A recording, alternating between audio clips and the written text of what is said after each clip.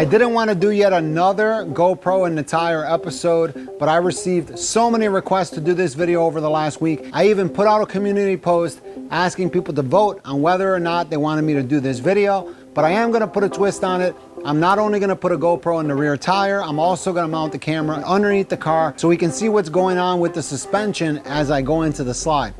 I'm not going to waste any time. I'm just going to jump right into this and get straight to the point. Look at the size of that tire.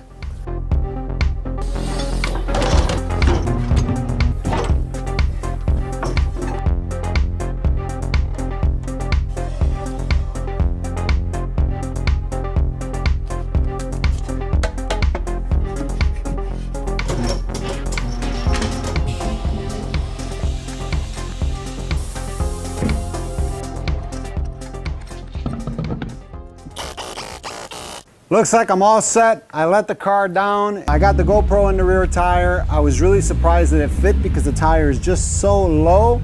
And yeah, I'm ready to hit the road. Let's see what happens. The only thing I am really worried about is just what the centrifugal force is gonna do, because that's the big difference between the first video I did and this video here. There's a lot of centrifugal force pulling the camera outward. I mean, we all saw what happened in that second video where I do a burnout to failure with the GoPro and the tire. It just kind of ripped it apart. Only one way to tell for sure, and that is to get the car on the road and see what happens.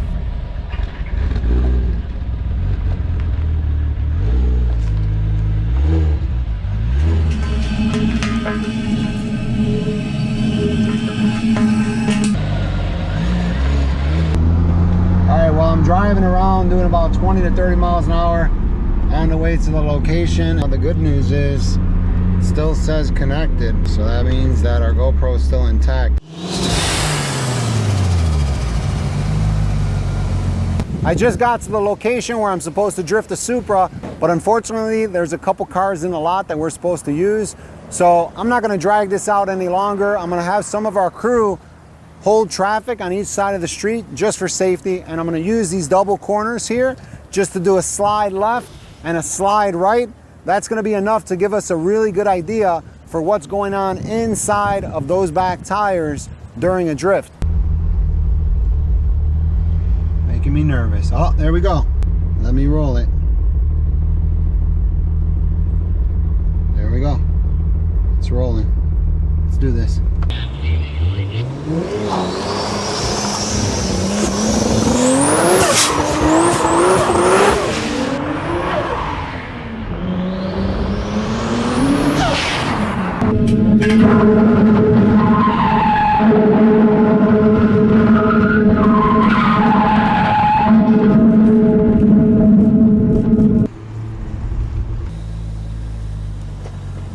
I'm gonna do it one more time. I don't want to do anything crazy to dislodge this camera. Here we go. I'm gonna do the best I can.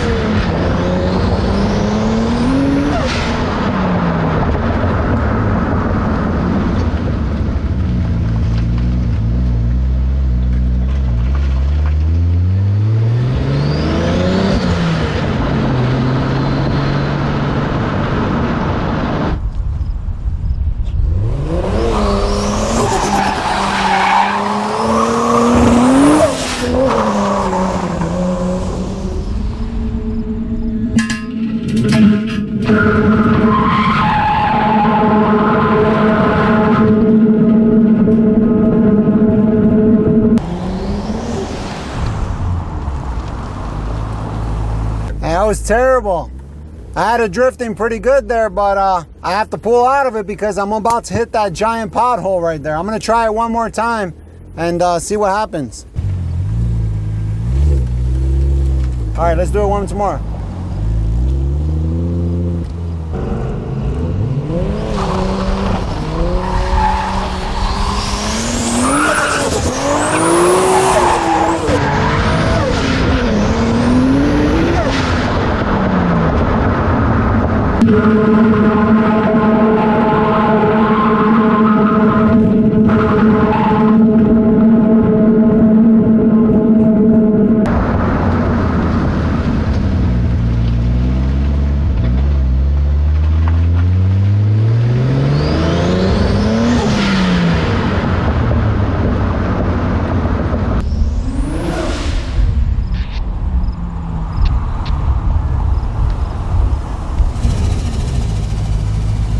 That was a little bit tough.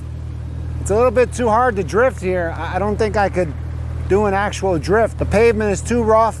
The tires are too soft. I have too much traction and too much power. After that first turn, once I hit this second turn, I'm already doing like 50 miles an hour. By the time I get right here, then I have to hit second gear somewhere there. And then I got a giant pothole 20 feet right after I hit second gear, and a more enormous pothole 40 feet down from that. And I don't have drift tires either, but it looks like the GoPro stood connected. I got the footage. It's definitely possible to put a camera in a rear tire during a drift. Yeah, that was quite an accomplishment for me. And while this wasn't a legitimate drift, my car is not set up for drifting by any means at all, not even the slightest. So that was the best I can do here, but I think that was enough to give everybody an idea of what was going on with the tire inside. I had a combination of lateral forces and wheel spin, which is exactly what happens with the drift car. That's exactly what those tires are going through. You see, it is possible to get that camera in the rear tire during a drift. So I would totally be open if anybody wants to see an actual real drift car on a drift track.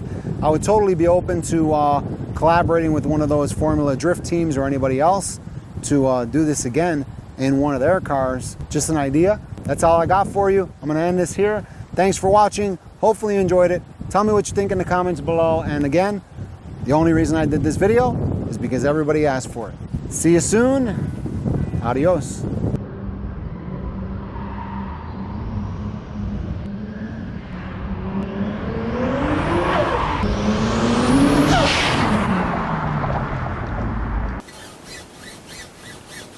Anybody know what that noise is? Tell me in the comments below. I'll give you a hint. It's the same reason that this is one of the strongest rims you can buy.